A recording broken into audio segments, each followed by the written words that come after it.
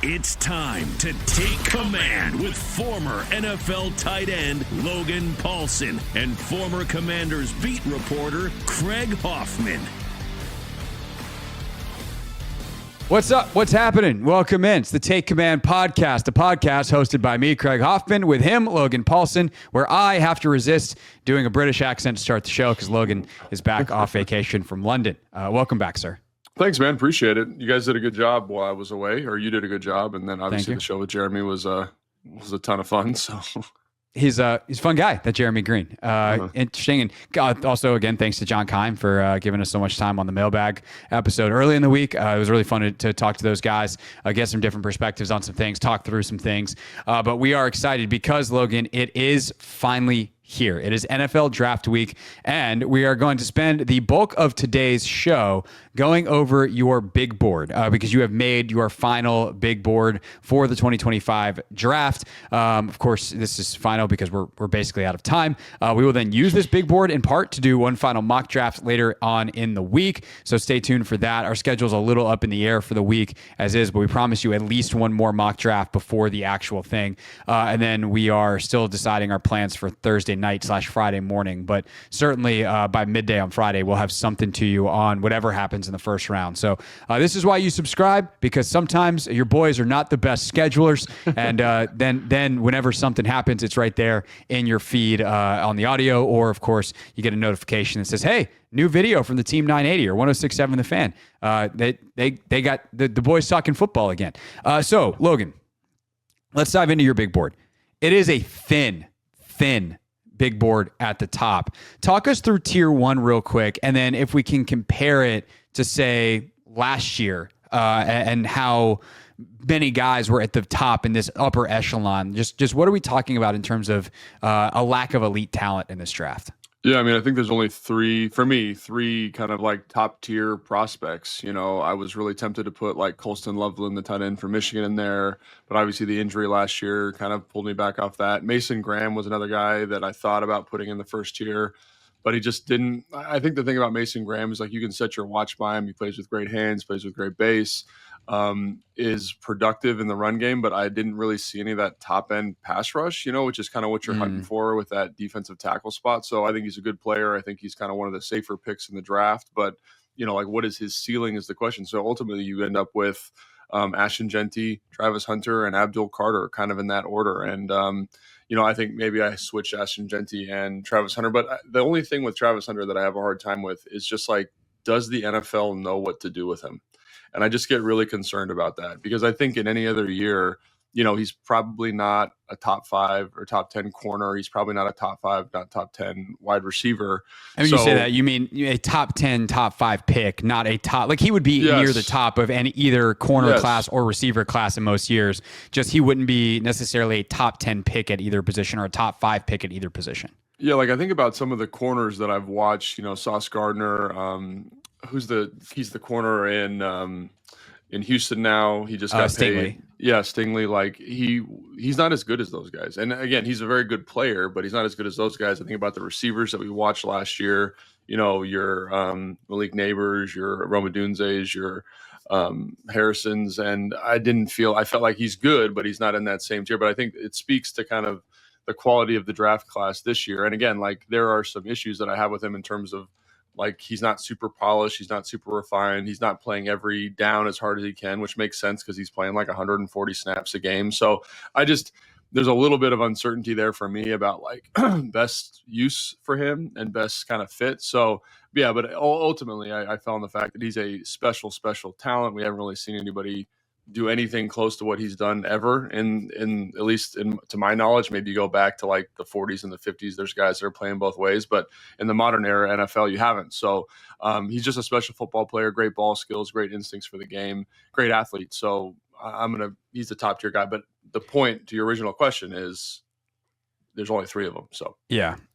Let's talk a little bit more about Hunter because we haven't talked about him yet. Yeah. And I think there's a lot of interest. One, I would say that ironically, the guy who maybe most did this recently was Dion. Dion played a little bit of offense back in the day for San Francisco and Dallas. They'd use him in very, very select small packages. Like Champ Bailey too. Yeah, Champ. is another guy that very, very small select. But those guys are primarily corners, which I think is what most people think that Hunter's best use is. But Cleveland might use him more on offense. Like with where their roster is at and what they need, they might actually look at him as a wide receiver. And I think the interesting thing in trying to project him at either position is he's never spent dedicated time at either one. And again, we don't know if he will. He had the big, bold statement last week where he's like, if I don't get to play both ways, like I'm not playing football. Like he clearly wants to do both. Now, what does that mean? If that means he wants to play full time both, like buddy, you got a reckoning coming to you, because that's not going to happen in the NFL. You can't dedicate the time to the details and the game plans, and not to mention there's no southeast west directional state on the schedule. It's 17 NFL games. That is a different kind of grind. But if he is spending most of his time, let's go corner first. Like if you're projecting him out a couple years and saying, hey man, you're going to get top flight cornerback skills training from an NFL DB's coach, and you're going to spend time on it in a way that you never have been able to before. What kind of cornerback is he? Is he on the Stingley, Sauce Gardner, Patrick Surtain type of class, or is he a step below that in your mind in terms of a projection? I think there are people that you'd ask and they'd say, yeah, he is in that same group. To me, I worry about body size a little bit and just general physicality and his ability to tackle and play the game physically the way those guys play the game. So again, that's one concern. Like, how does he match up against bigger receivers? But he does have good play strength. So, I'm kind of talking out of both sides of my mouth, and he does have like this superpower ability to track and catch the football. So maybe. I personally am a little bit. The ceiling's skeptical. there. Yeah. I'm a little bit skeptical because the body size, I think that's going to limit what he ultimately can be because of the strength. But he moves well. He's got a great feel. Like, you can see his ability to, like, the fact that he plays receiver. He understands route concepts really well. He understands spacing. He's a very, very smart football player. So I say he's close. I'd probably put him in a tier below, or my confidence that he reaches that kind of first tier is a little bit lower than that. But I think the ceiling's there for sure.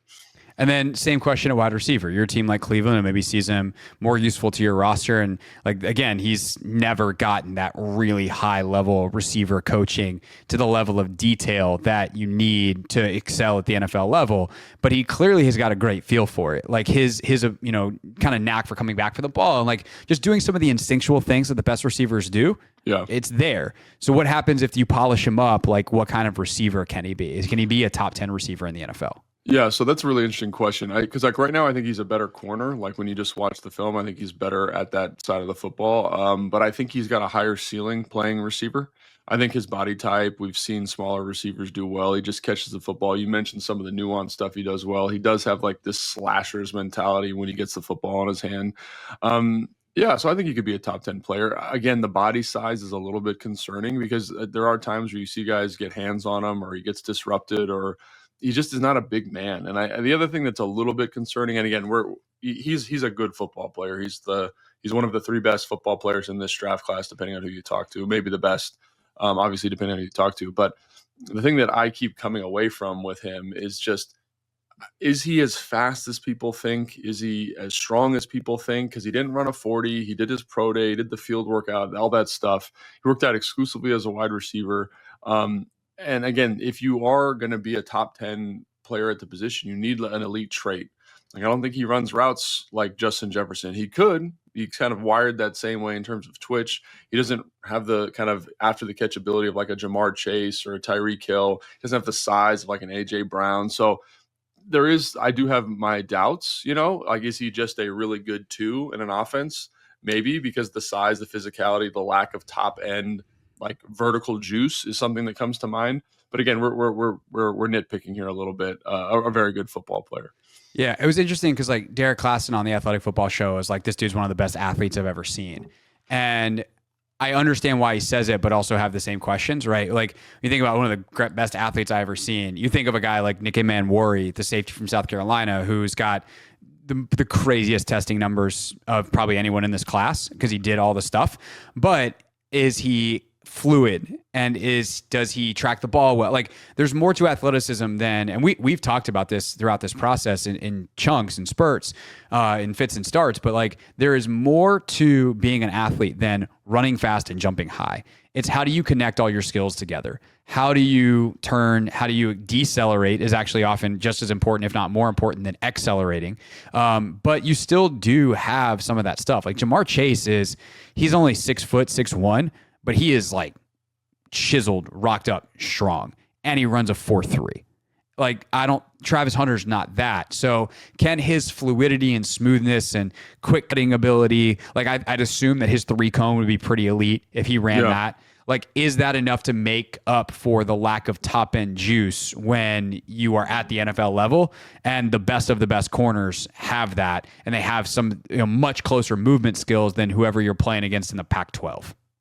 Yeah, I think that's ultimately the question that I keep coming back to. Again, because like the athleticism comment, I totally understand that. Like, and I'm glad that you're making the distinction there, because I do think he's a tremendous athlete. He's a tremendous, like, physical, kinesthetic problem solver in a way. And it's funny, like when you're doing, I do these write-ups for every single, I had to do 100 little write-ups because this big board is going to go up on the Commander's website. But I'm going through writing them up, and I'd come to a guy and I'm like, Kane Moderno from UCLA is a really good example of this, like the linebacker. He's one of the best athletes I've ever seen, but he didn't run a 4.2. He didn't, jump out the gym. He tested well, but he just has like this crazy movement competency. And I think Travis Hunter kind of falls in the same boat. And it's just about, is that, Justin Jefferson didn't run a fast 40, but he's got this crazy ability to double stick and work stems. And he has a great feel as a route runner, but he's played receiver his whole life. Right. And so can Travis Hunter use this physical competency that we're talking about to develop some of that stuff is really the ultimate question, because the athleticism and I cannot overstate like how well he tracks the football, how well he attacks the football in the air. Like it's one of the most impressive skill sets in the entire class. If you're looking for like a superpower, like that's what he does well. So maybe, but it needs a little bit of polish, needs a lot of work to get him to kind of in this top 10 range, And I think that's the thing about literally every player that I did in this class. Like, there are questions about him. There's outside, even Abdul Carter, like the injury history is a question mark. Ashton Genty, the workload, small school competition. Like, there's questions about. There's nobody that's like Joe Alt. There's nobody that's like Marvin Harrison Jr. or Malik those guys don't exist in this class, and it makes this process really, really challenging compared to last year. Yeah, not to mention there's not 3 quarterbacks in that tier like there was last year with like Caleb, Drake May and Drake, and obviously Jaden Daniels. If you had to bet on last thing on big picture, then I want to lock in on some of the positions, and we'll start with edge, as that's the one that I think most Commanders fans are most interested in. But if you had to pick any other player that's not in tier 1, and they probably are going to be in tier 2, but who knows, maybe it's a tier 3 guy that you think, if it goes right, this dude's a superstar, this dude's an all-pro. Who's the guy whose upside you would consider, like whose ceiling is that high in this group or in this draft that's outside of tier 1? For edges, you're saying? No, in general, any position. If you had to bet on any player in this draft to become a superstar that you couldn't put in tier 1 for whatever reason, who would that player be? Yeah, I think it's Colston Loveland for me, which is probably surprising for a lot of people. He's the tight end out of Michigan. Like, when I watch him, I'm just like, he gets the nuance. We talk about Zach Ertz all the time. We talk about how he understands how to get open. He understands leverages. He doesn't lose speed out of the cut.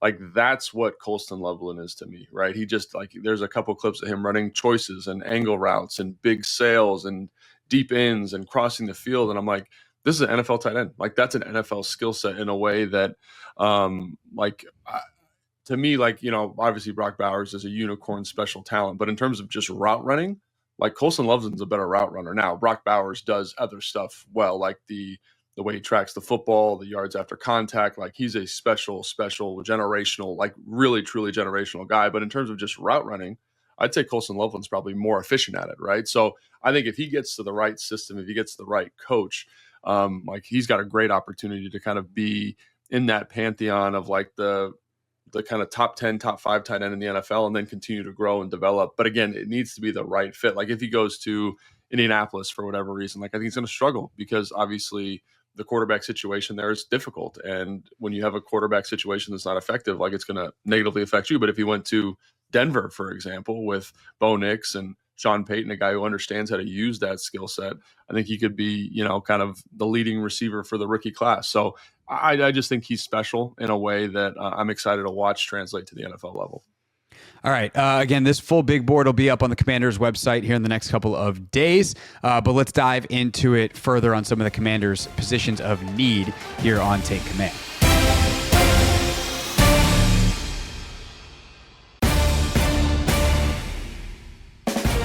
Take Command Podcast, Logan Paulson there, Craig Hoffman here. Logan's big board coming to the Commanders website near you. It's just on your laptop. It's the same Commanders website for everybody.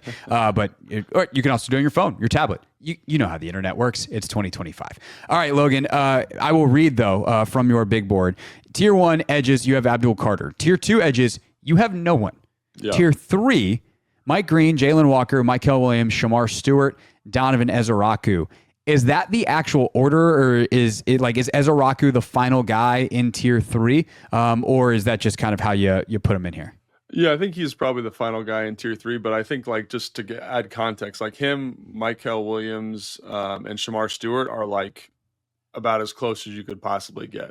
They're clustered right there, and so I think the more I've watched Donovan Ezeraku, when I first started this, when I did my first list of 10, he didn't make my list. He just, whatever reason, I didn't watch him or I didn't remember his film. But then as I've kind of revisited and gone back to him, I think he maybe outside of Mike Green has the closest kind of proximity to being a difference maker as a pass rusher right out of the gate. So I think he could be really special. So, when I see I get so excited when I see a mock draft saying, oh, he'll be available at 29. I'm that's exactly the skill set that the Commanders are looking for in terms of a guy that can be disruptive on a down-to-down basis as a pass rusher. So, I'm very, very high on him and his skill set, no doubt. Yeah, he is very interesting because of the body type and everything. And that's the thing that makes the edge position so hard is there's going to be other teams that just probably don't even have him on the board because his skill set is the lighter kind of bendier or whatever edge is not for whatever reason something that they want or they want the bigger body type. And I think, we've talked about Shamar Stewart a lot, but he is so fascinating because he is a Myles Garrett piece of clay. And I don't say that flippantly. He is Myles Garrett size, roughly Myles Garrett's weight. It's hilarious because they went to the same school. And he is also Myles Garrett athleticism, 40-inch vertical, 11-foot broad, the whole thing. Except for Myles Garrett is incredibly productive and was incredibly productive, and thus he was a number 1 overall pick. And he did everything at an A+ level in college and has translated most of that to the NFL, and that's why he's going to go to the Hall of Fame. Shamar Stewart has never had more than a sack and a half in a season. And so what you do with that is difficult. And, where I think where I've kind of landed on Stewart is at 29, you're never going to find a better piece of clay. So if that's the best guy available, I'm willing to take it. If Stewart and Ezeraku were somehow on the board together, which feels very, very unlikely, and I think it's very unlikely all these guys are off the board, I'd probably go in Ezeraku's direction for having more proof. But if, I think that's kind of the interesting thing is these guys, Williams and Walker and Stewart are pretty much all projections. And then Green, there's obviously the other off-field stuff that we know about, but he was the FBS sack leader, and Ezeraku was second. So you're talking about two very different, not extremes, I guess extremes in terms of production, but two very, very different evals that wind up with roughly the same score in terms of the tier and bucket that they're in. Yeah, absolutely. And it's, Mike Green, I think could be special, but again, there's concerns about his ability to play with power consistently. But when you watch the film, he's just a maniac, man. He's just an absolute lunatic the way he plays the game. And I love that. And obviously the off-field stuff is a thing, but the more guys I talk to, the more people that I've talked to, they're less concerned, around the NFL, they're less concerned about the off-field stuff. So I'm kind of putting my hat in that, and that the people that I've talked to don't seem to be concerned about it. So I'm becoming less concerned about it. And then obviously as you go down the list, Jalen Walker, is that his name? Jalen from Jalen Walker. I do, by the way, if people see me on YouTube looking down, it's because I have the beast with me here. The hard copy version that Logan is definitely not jealous that I have. I'm very jealous of it. At all. I've been I'm so futzing around sorry. on my phone for weeks with that thing. Anyway, yeah. So then Jalen Walker to me is a projection. I think he's, but when you watch him, there's a physicality and a competitive toughness and an intellect that seems to show up. Mykel Williams, again, when you watch his 2023 stuff, you understand why people thought he was going to be a top 10 pick this year. Like, he's playing on one leg. He's got this ankle injury the whole year. And I just think the road for him to get to the NFL is so short. He's like going to be such a good player right out the gate. And then we just talked about Shamar Stewart and Donovan Ezaraku. And I think, again, like, those guys are kind of your flavor. And I think they're like 23 or like 22 and 23 respectively, if you're going on order on my big board. So I think they're really good football players. I think they're going to get pushed up in a class where there's not a ton of talent. But yeah, man, like, if Ezaraku or Shamar Stewart were there at 29, which seems extremely unlikely, I think that'd be a great fit for the Washington Commanders. So you listened to the conversation that I had with Jeremy about James Pierce. And I feel like we should talk about him for a second as well. He's the top of tier 4 for you on the edges. Yeah. Hearing what Jeremy had to say, and also, like, you got him in tier 4. He's got him 6 overall. So there's a huge difference in evaluation on the player, as well as, kind of, I think, the comfort level on what you're hearing. In terms of, the effort level, who he is as a kid, all that kind of stuff. Where have you landed on Pierce, and why have you landed tier 4 on Pierce at this point in the process? So there's a couple things that kind of go into this. One is, I think, is Pierce a great athlete? Sure. But is he a very specific type of rusher? That's also true. And so what I mean by that is, like, he is a pure speed. They call them high rushers. So I'm going to rush high on the tackles, outside shoulder, and really try to win with speed, kind of chasing the arc. When I look at guys in the NFL, like, those guys, yes, like Vic Beasley is a good example of this. Like, can you be productive doing that? Yeah, but he had one good year. Yeah, the consistent year-on-year production is more challenging to come by because it's easier to deal with that guy, right? Like, I used to talk to Vic when I was with him in Atlanta and be like, if you could just bull like 10% of the time, you'd have 15 sacks every year, but you don't want to. And so when I see this rush profile that James Pierce brings, where I'm rushing high, I don't always use power, I have it, but I don't use it, and I'm a little bit stiff, I'm like, how effective is that? Now, if he was crystal clear, no off-field stuff, like, maybe I'd be a little bit higher on him, but I generally don't like that rush profile generally. You know what I mean? It just makes me nervous because of the people that I've played with that have played like that, and I've blocked people like that, and it's like, okay, I'm just going to set vertical. You're going to run at my upfield shoulder. I'm going to keep setting. You're going to keep chasing. And eventually, like, you're going to run yourself out of the play. He has a little bit of that to him. Now, I'm not saying he does that all the time. There's times where he beats you inside. There's stuff that he does well. But I think people get so caught up with the 40 time, the twitch, and you should, because those are important things for playing the position.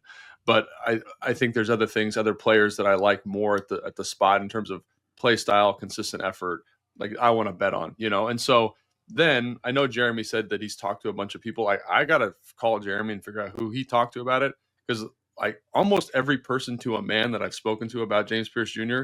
has said that the staff there is not super stoked on him.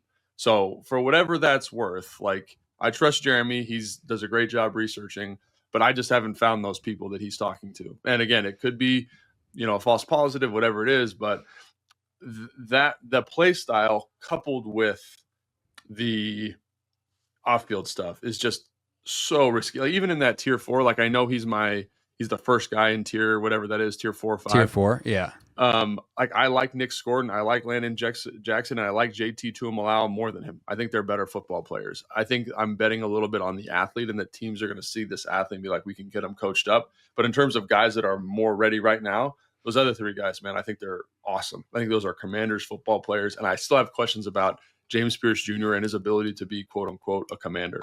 Yeah, and that's where I ultimately land with this is I hear Jeremy's argument that University of Tennessee, as Jeremy said at the end of that conversation, like, look what just happened with their quarterback and pull the string. You pull the string and you're like, oh, Tennessee's a mess as a program. Their NIL collective is like one of the most ridiculous ones in the country. They are paying kids out the wazoo. And at 20, 21 years old, that might create a sense of entitlement, a way about you that doesn't come off great. And there's definitely a chance you mature out of that. But in the first round of the NFL draft, are the Washington Commanders going to take someone who does not have the Commander's tag? I think there's no way. absolutely no way that Adam Peters is going to do that.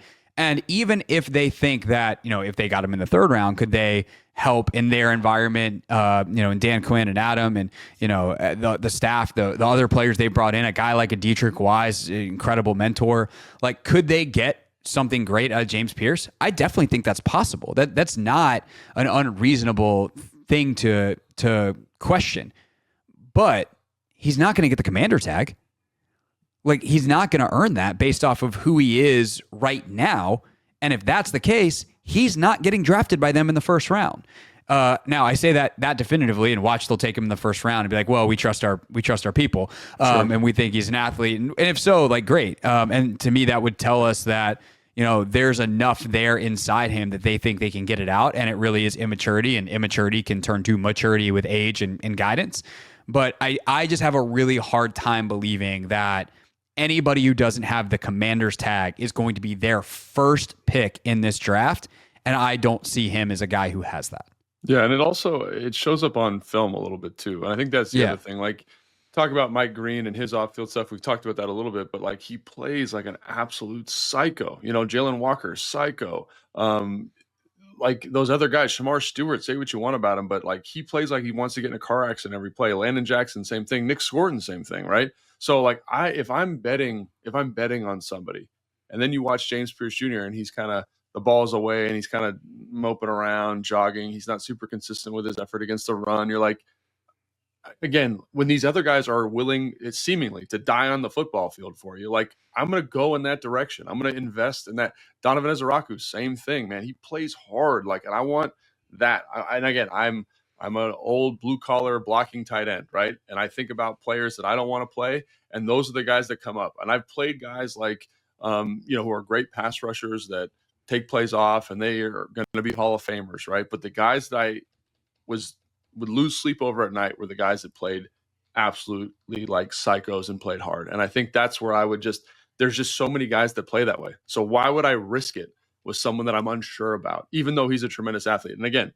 he's the number one guy in my tier 4, because I think people are going to bet on the athlete. But if Logan Paulson, GM, is sitting on the table, I'm like, shoot, I want Landon Jackson. I want Nick Scorton. I want Tumalau from Ohio State. Like, those are the guys, like, when you watch them, I'm just like, the ceiling isn't there, but the floor is so high, and just like good cultural pieces. So that's kind of where I fall on it. And again, if they drafted James Pierce Jr., am I excited as a Commanders fan? Absolutely. Because he's got something special in terms of athletic juice and upside. But again, I'm a little bit dubious that they go that direction, because I think there's just other people at the spot that are going to play hard for you all the time. Is there anybody else, tier 5, tier 6, that you are really, really pumped about if they draft and you think fits kind of both the off-field from what you know and the on-field profile of what they want? So as you said, you got Pierce, Scorton, Jackson, Tuamalau in tier 4. Tier 5 starts with Femi Oladejo and goes from there. Femi Oladejo, I mean, gosh, man, like, talk about a commander. Like, and I'm probably a little bit higher on him than like the national media, but like, watching his leadership, watching his play style, like, it just screams commander to me. I do think Uman Yellen from Ole Miss is interesting, because he's kind of this pass rush project that could develop. Braden Swinson from LSU has that same kind of commandery type feel, good length, understands how to win. And then you got a guy like Jack Sawyer, who, again, I think a lot of people probably have higher than me, but plays hard, smart, instinctive football player. I worry about his ceiling. I think on the podcast, Jeremy said, he reminds me a little bit of Hubbard from Cincinnati. I think that's a great comp. That's exactly what he reminds me of. But the thing about Hubbard is he plays hard, and he's been a consistent starter for 7 years in the NFL. And so if that's what you're getting in like the bottom of the second, early third round, like, that feels like a winning combination as far as Commanders football players go. And then I know we're talking about edge rushers, but another guy that I'm a little bit lower on than the consensus that I just feel like I need to throw out there for Commanders tag is Tyler Booker from Alabama. Like, he is, everybody you talk to said this guy is like a leader. He understands football. He wants to be great. And again, the athletic testing is a little bit on the low side, which is why he's down the list for me. But God bless, like, from anybody you talk to, anybody that's given him an interview is just like, he's got that vibe to him. And so again, just to kind of give another name that people might not be thinking about for the Commanders, but I think would be an interesting fit there at 29. Yeah, that definitely, and I've seen him mocked all over the place. You see him in the 50s sometimes. You see him in the, like there's a possibility that he's available for them at 61. That feels very unlikely. There's also a possibility he's gone at 12 or 13, which is crazy. And there's just that's something else about this class too that I think is interesting. That's exactly what I was going to say. I kind of facetiously on one of the shows I did 2 weeks ago with the Command Center guys, I said there's not a difference between 5 and 40, and I kind of was like joking around when I said that. But after doing this, I was like, there's really not. Like, it's really, truly, you could probably push that to 55 if you wanted to. But there's really, truly, like, I like this player more than this player. And it's totally subjective. Like, one for me that's really interesting on the big board is Malachi Starks versus Nick Emenwari. Like, Malachi Starks is like my 8th player or something like that, just because I trust the film so much when I watch it. But if you said, I'm actually higher on Nick Emenwari, I'm going to take him at 8, you're not wrong. Like, the athletic upside that he brings is 100% there. I just value different things than you. And I think you just go through every player. We were talking about Matthew Golden earlier compared to Tetro McMillan. Like, it's just like that for a big chunk of this draft. So in some ways, I think it's better that the Commanders are picking at 29 because there's going to be a plethora, a cornucopia of good football players there. You just got to make sure you've identified the commander of this group. Yeah, for sure. I want to talk more about the receiving group in a second, and kind of some last minute thoughts on positionally where Washington could go. But it is there's a couple things that then are kind of side effects of that. And I thought Dame was talking about this on their show the other day, where it's kind of like, hey, someone's got to be my 8th player. The guy like Malachi Starks in a normal draft, in last year's draft, is comfortably in the 20s. And you're like, that's kind of where a player of that caliber belongs. Perfect. And you're like, he's a safety. He could be really good, but like not a prime position in a lot of ways. And there's some real question marks, like kind of what's his position? Is he a nickel? Is he a safety? Like you get the right usage package and he's Brian Branch, and like that would be sweet. And in that way, if the Jets took him at 7 or traded back and took him at 12 because the Cowboys want to go up and get Tet McMillan or something, like that's a great fit. Like Aaron Glenn gets Malachi Starks, you're like, crap, that dude's going to be a Pro Bowler. You could also see him being a total bust if he goes to the wrong spot. Jahdae Barron, same thing. Like these guys are the types of guys that you'd want in the 20s. And there's not enough guys to push them down. Somebody's got to be, like if you could have blank spots for the top 5, then put Genty, Carter, and who's your other tier 1 guy, Hunter, at like 6, 7, and 8. Leave 8 through 20 blank, and then start your board from there. That's how this board should look. But the problem is there's not players, and ultimately you're ranking the players in this class. And I think that is something that we're just going to have to remember for these guys for the rest of their careers. If guys underachieve based off of their draft status, is like, it's not their fault they came out in a weak class. You take who's the best player available, and that also is obviously going to affect the trades, because you could get a team that falls in love with a player and wants to trade up. But if everyone kind of agrees that 15 to 40 or 10 to 40 or 6 to 40 is the same, then like, why would you trade up? And thus that makes it really hard to trade down, because that's how that works. You can't trade down to yourself. Dude, it's a great point. And it was so, like, I've said that. And then, but doing this, I was like, holy cow. Like, like the difference between, I don't know, Jaden Higgins and Tetro McMillan is marginal. Like, I think Tetro is better, but it's marginal. Like if you were in a dark room and we're in a draft room and you're like, I think Jaden Higgins is better than Tetro McMillan. Like, I could see it. Like, I'm not like, that's not like a crazy thing to say. I mean, you just talked about how much you love Loveland, right? How different is Terrence Ferguson than Colson Loveland? That's a great point, man. It's a great point, because in terms of body type, they're almost exactly the same. They're like the same height. They're about the same weight. I think Loveland has a little bit more route running technicality, but the athletes are like, you change the uniform, it's like, well, who's who? And so again, like that's, I think very highly of Terrence Ferguson, obviously, but it's a great point. It's a great point. And I think it's just one of those things where I think no player maybe typifies this better than like Mason Taylor from LSU, the tight end.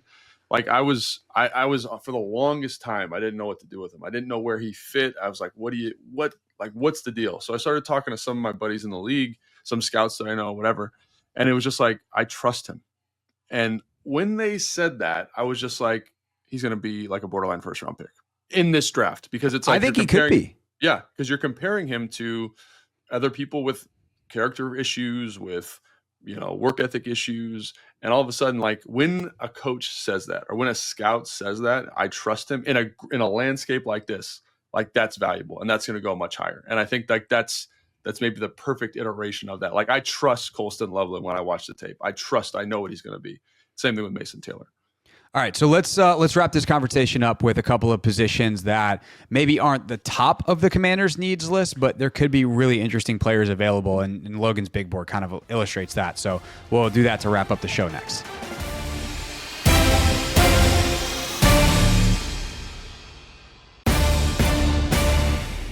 Take Command Podcast. Craig Hoffman here. Logan Paulson there. And I want to talk about receiver, and I want to talk about D-tackle, Logan, because I think everyone understands that, like, receiver is kind of a position of need for Washington. I mean, if they had to start the season tomorrow with Noah Brown, Terry McLaurin, and Deebo Samuel, like, they'll be all right. Luke McCaffrey, you hope he takes a jump in year 2. Like, they got some other guys in that room.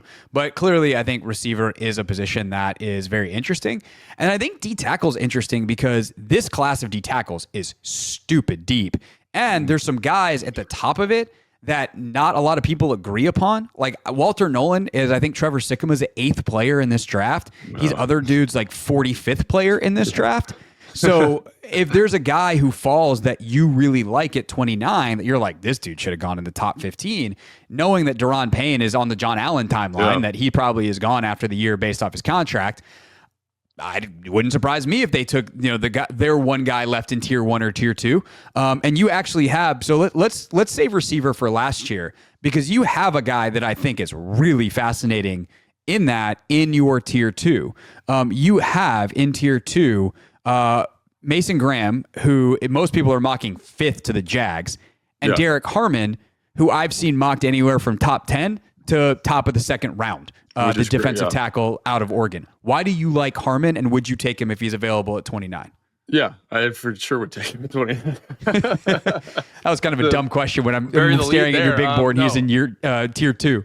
Yeah, so this is, again, speaks to the class. Like, the same reason I'm high on Malachi Starks is the same reason I'm high on Derek Harmon. Like, when I watch the film, like, he's got what you want. He's 6'5", he's 315, he's got 34.5-inch arms. He locks blockers out. He throws guys to the ground. He's got athletic upside. Like, there's a play, I think they're playing Ohio State. Maybe they're running like a keeper, a boot, and he's looping out, and it's him one-on-one with Will Howard in space, and he mirrors him and, like, tags him up and gets a sack. And I just was like, there's not a lot of people that have the measurables, that move the way he does, that can play the run and have pass rush upside. So to me, the fact that he's not higher on everyone's board, like, he's a high floor, high ceiling football player. Like, that's exactly what you want. Like, you want to make the comparison of Walter Nolan, right? Like, Walter Nolan, I understand what people see in his ceiling. I think people overstate it a little bit, but I understand it. But to me, he's also got a very low floor. And so to me, like, why would I put Walter Nolan, even if I thought he had a higher ceiling, above Derek Harmon? Because I know Derek Harmon is going to be a good pro. It's that's basically what I fell down to in terms of creating that second tier of football player, is like, the guys that are in there are guys that I'm very, very confident they just have high floors, like Cam Ward, Colston Loveland, Matthew Golden, Will Campbell, Armand Membu, right? Mason Graham, Derek Harmon, and Malachi Starks. When I watch the film of those guys, I just trust implicitly that those guys are going to be some level of competent professional. And that's how I determined it. Are there guys with higher ceilings? Sure. Walter Nolan might be a good example of one of those, right? But I don't trust that he's going to be able to actualize that. I think when I look at those guys on film, I have a very high confidence that they're going to be at least starting caliber NFL football players. And I have a lot of questions about everybody else in the class. Yeah, but then again, you get into the second round and down to like the 5th round, and there's a million dudes that are all kind of the same caliber. I'd show you. Hold on, if you give me a second, I can probably find it real quick. Because I just had the DTs up. I'm not trying to do a bit here. These are edge. Okay, there's DTs. Dane has through his last guy with a 4th, 5th round grade. So this is a better than pure 5th round grade. Is Riley Mills out of Notre Dame? That's his 23rd D tackle. wild. 23 dudes Wild. with fourth, fifth round grades. You add the fifth rounders, you get 2 more. You're down to 25 dudes. Yaya Black out of Iowa. Yeah. Yeah. Like the depth is great. Like you're always going to be able to get a D tackle later. That's kind of how this class is at that position. Running back in many ways is the same. You know, we haven't talked a ton about corner, but that is a position that's kind of the opposite. Especially if you're looking for outside corner, there's just not a lot of dudes. And Jeremy and I talked about this where he's got every corner going, and when he does his like 7-round mock, 25 spots higher than he's got him on his board, because unless you want a slot corner, you are going to need to kind of not take a chance, because there aren't a lot of dudes. And I think that is seen in your corner rankings, by the way, because you have Travis Hunter in tier 1, no one in tier 2, Will Johnson and Jahdae Barron in tier 3, and then all of a sudden you're down already in tier 4 for Ravel, Hairston, Amos, and Benjamin Morrison. Yeah, and then it's like, even if you go down to tier 5 and it's Azaria Thomas and Jacob Parrish, and then it gets really thin, right? You're in the Noel Williams, Darren Porter conversation, who I like, but have limitations. And so and I think when you look at Siobhan Ravel, Maxwell Hairston, Trey Amos, Benjamin Morris, like, I think they all have the potential to be good football players, but there's all questions about all of them. It's just a funny position to evaluate because it's so scheme dependent when it gets to the NFL. So you're really evaluating traits. Like, they all have the traits, but Benjamin Morris has the injury. Siobhan Ravel coming off an injury, small school prospect. Trey Amos kicked around a bunch, couldn't really get a starting role until he got to Ole Miss. And again, the effort to me is a little up and down, but the ball skills are there, the size is there, the movement skills are there, and it's just like they're all kind of up in the air, and so that to me is one of the dangerous things about taking corner. But I think when you have a staff like this one and Joe Witt Jr.'s history and track record of developing corners, I think you would feel comfortable, if you love one of them, about getting that development that you're looking for. So yeah, for sure. And then last but not least, let's talk about wide receiver. So you have no one in tier 1. Would you have, if Hunter was purely a wide receiver prospect, just for kicks and giggles, going back to that, would he be in tier 1 as a maybe? I have a hard time with it because, again, like the rawness of him, but in terms of how he tracks the football, like it just, so he would be your first receiver, but maybe above Golden in tier 2. Yes, correct. I think that's probably where I would fall with it. All right, so then you have Matthew Golden, who is fascinating as a prospect. And then you have Tet McMillan in tier 3, along with Emeka Egbuka. McMillan, I was listening to Dane and Derek and Robert Mays talk about him. Super fascinating because the instincts are there in terms of he comes back to the ball. He's got 6'4" size. Like, he's very quarterback friendly. But unlike a guy like T. Higgins, who does a lot of that stuff and is similar size, McMillan only has 31-inch arms. Higgins got 34-inch arms. So some of the size stuff, the catch radius shrinks a little bit. He doesn't have elite speed. There's great fits for him early in the first round. But why do you have him below a guy like Golden, who, from a production standpoint, doesn't have huge numbers at Texas, and kind of played second fiddle to a guy in Isaiah Bond, who's had one of the worst pre-draft processes I can remember in recent memory. But certainly isn't, like, Golden to me is just a fascinating prospect. You've got him above McMillan. Why? Yeah, so that was kind of a last minute thing by me. And so basically what I did is I went back and watched them both. And I just, one thing that I really appreciate about Kyle Shanahan when he evaluates receivers, like, he really values the nuance of the position.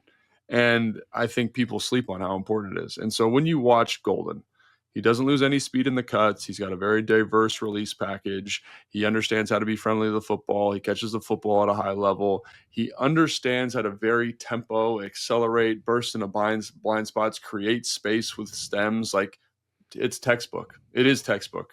And he reminds me a little bit, and people are going to freak out about this comp because AB was like a special player, but he kind of, there's hints of that to his game where I'm coming into a dig, and it looks like it's going to be a 5-step dig because I got to really decelerate. I can do it in 3 and then still come back to the football. Like, he just has that route running instinct and nuance. And so, again, what did I say about my tier 2 guys? It's all guys that I was like, this guy's going to be a good pro, right?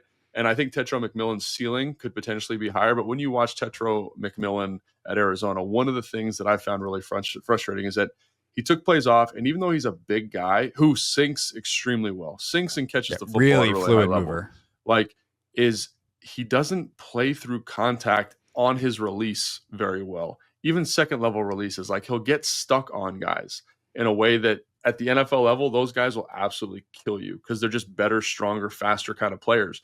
And so that was something I'm like, this is, if he doesn't get this fixed, it could really, like, he could be out of league in 3 years. Like, that's how important that skill set is. So again, he does the other things so well. The way he catches the football is like rivaled only by maybe Travis Hunter in this. Like, he catches the football like an absolute maniac, right?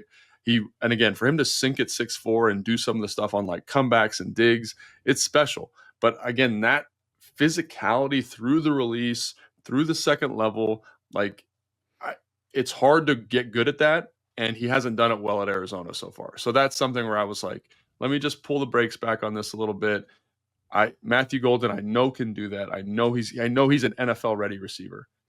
So where's the gap in production then for Golden? Is it quarterback play? I think it's quarterback play. I also think it's usage. Like, if you watch earlier in the year, like, it was Isaiah Bond's show, and then they were like, oh, hold up, like, actually Matthew Golden is better at this stuff, so he's going to get more production. You watch him in the Georgia game, like, he's the guy. Like, he is the guy, and he's running all sorts or any routes. He's lined up in multiple spots. He brings a ton of flexibility, and that's just and I know he's not 4.29 fast, but he's fast. He's quick.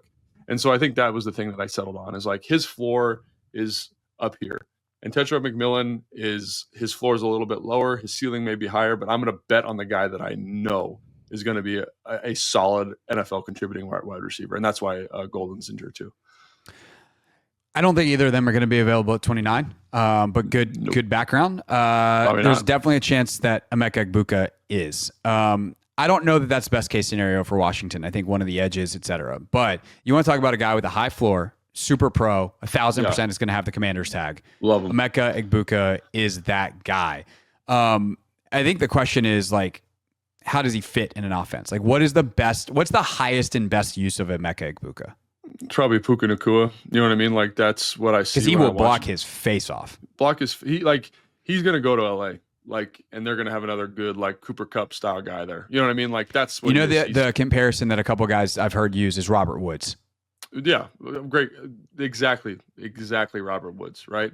He's physical, he's tough, he runs routes like we talked about with Matthew Golden. Like, he just does the receiver stuff well. Like, that's what he is. He's just a solid football player. So I think working him from tight splits where he can maximize his blocking, you can win matchups from a blocking standpoint against nickels and stuff, while also letting him run his diverse route tree, I think is exactly what you want. So in terms of fit here, it's a little bit like, could he play outside? Yeah.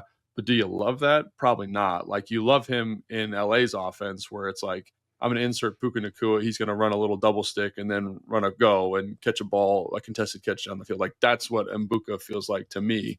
But again, a very, very high floor player.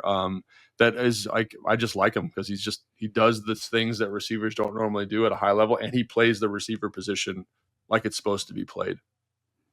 Is there anybody else that we haven't talked about that at 29 you're like, I want to plant my flag that this guy's a possibility? So the guy that I would just float out there, because I think he's super, super interesting. I think in my write-up I wrote he was one of the more interesting evaluations for receiver, for any position, was Jaden Higgins from Iowa State. He's 6'4 plus. He's 215, I want to say. He ran well. He jumped well. He tracks the football well. Like, when you watch him on tape at Iowa State, like, he's definitely more of a slot player. I think that's one of Jeremy Green's criticisms of him, is that he's a slot only type player. But despite that, when you watched him at the combine, he felt to me like a guy who could play outside. He could be your true X. And in a class that's kind of devoid of that player, like, Matthew Golden's not really that guy. Tetra McMillan, maybe. We talked about some of his limitations. And Buka's not that guy. Luther Burton's definitely not that guy. So now you're on your fifth dude, and it's him. And Jalen Knoll, who I absolutely love from Iowa State, is more of a true slot. Jack Beck, who I also love, is more of a true slot kind of block, gritty, big slot type player. Like, and we can keep going, but there's not a lot of players like who Trey Harris maybe is the next one. Kyle Williams, Troy Horton, and Umanor, but he's way down my list because of the stiffness. But so in terms of a guy at 29, where you're like, this guy makes our offense potentially way more diverse because he brings a true outside physicality. I'm interested in that. And so I just wanted to call attention to him. And again, do I think he can do that? I don't know. That's why it's hard, because he played more slot in college, right? That was more his thing. And some of the fighting through contact stuff that Tetra McMillan has, he has the same thing. He's got this basketball background. So you see the suddenness, short area stuff, but it's also like you're 6'4", 215, like don't get knocked off the spot. And so I just think it's important to call attention to a guy who would be making somewhat of a position change, but has the movement, the jumping, the explosive measurements, the speed to get that done. I think he catches the football at high level. So just a guy at 29 that I think could sneak in there and make some plays. So 6'4", 214, 4.47 40, 1.54 10-yard split. But here's the big ones. He's got 33 3/4 inch arms, big dude, 80-inch wingspan. So for comparison, that's almost 2 full inches bigger than Tat McMillan. And I know that doesn't sound like 2 inches, who cares? But like, go watch NFL stuff in slow motion and watch how fine and precise the margins are of a ball getting over a linebacker and those types of things, or the outstretched arms of a corner on an out route. If you can put that ball 2 inches farther outside on an out, and like that ball is out of bounds, but your receiver can get it and keep both feet in, like that's the difference in converting first downs and not in the NFL. And so a guy with that kind of physical profile is rare. Actually, do I still have it? I just marked it. Yeah. Is there anybody else with an 80-inch wingspan in the entire class? Not so you get to Savion Williams. Who I actually have as a running back, by the way. Interesting.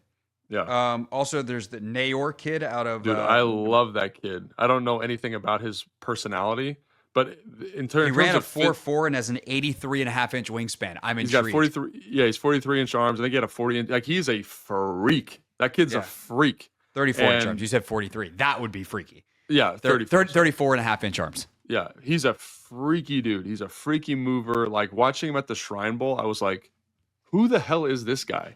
Like his short area quickness, and you're like, you're 6'5" almost, or you're 6'4" almost. Like, what the hell? But there's a reason no one's talking about him, and usually that means that there's something else going on. Kind of, you can be a silly goose sometimes, and I think he might be being a silly goose. But to your original point, it's a tight list of people that are measured and are as big as Jaden Higgins. For sure. I think that covers most of the guys that, like, if we were to say, hey, these guys or the field, I think we've talked at least on some level about most of the guys that I would consider. We mentioned Tyler Booker. I feel like I got to mention Donovan Jackson just as another kind of guard prospect at 29. Like there's no way Zabel's still there, is it? I don't think so. But again, this class is like that, right? Like you could easily say like Donovan Jackson, who no one's talking about for whatever reason, above Gray Zabel, Tyler Booker above Gray Zabel. And then all of a sudden you're like, oh, Gray Zabel here at 29. Like that's why it's weird.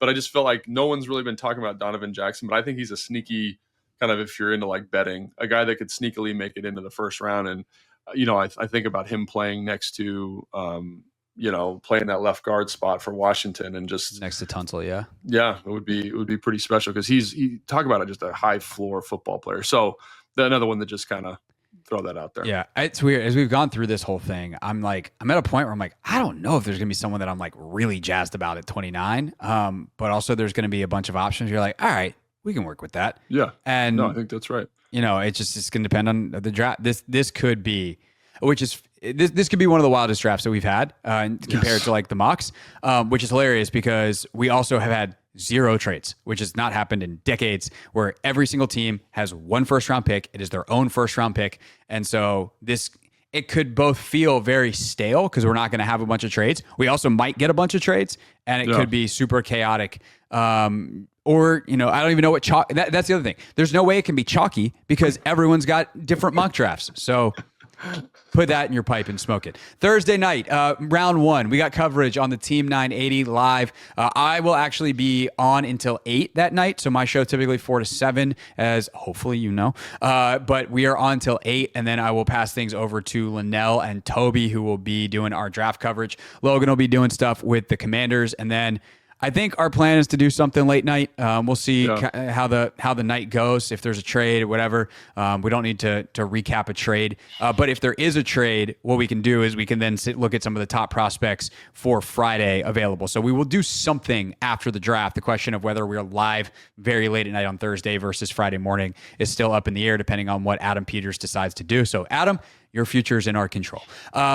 We will also have a final mock draft for the first round later this week, at the very least, if not a longer mock draft. So Logan and I will work through those details, but mock draft coming later this week.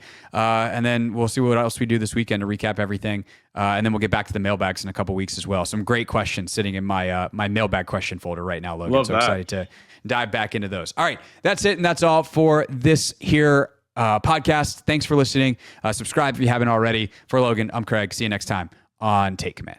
Thanks for watching this clip of Take Command, which has a brand new home. That's right. You can watch on YouTube at the Team 980. You can also listen to full episodes in the free Odyssey app, which is now enabled with Apple CarPlay. So we'll just, follow you around.